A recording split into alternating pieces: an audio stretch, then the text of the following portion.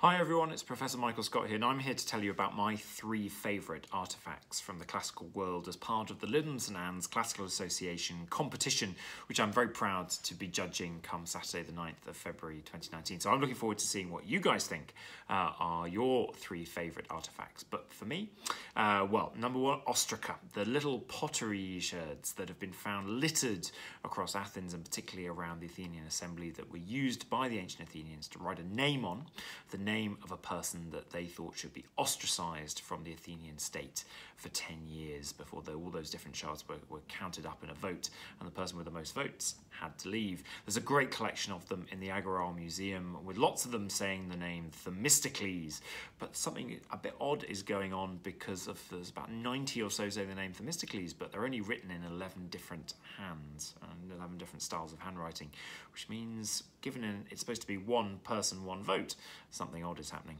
My other favourite artefact again comes from Athens, and we're dialing forward to the last part of the 4th century BCE, and it's a law, the law against tyranny, the law for the preservation of democracy that was set up on a big stele in Athens at the time. But above it, an image was created in relief that was thought to sum up the law. And that image is of democracy, a personification of democracy, crowning a personification of Demos, the people. Demos is an old man seated in a chair, looking a little bit like Zeus, father of the gods, and democracy is a beautiful woman. But that image has always stuck in my head as being one of my favourite coming out of Athens. And thirdly, my third favourite artefact, well, where would we be without a few wine cups from the ancient Greek symposium?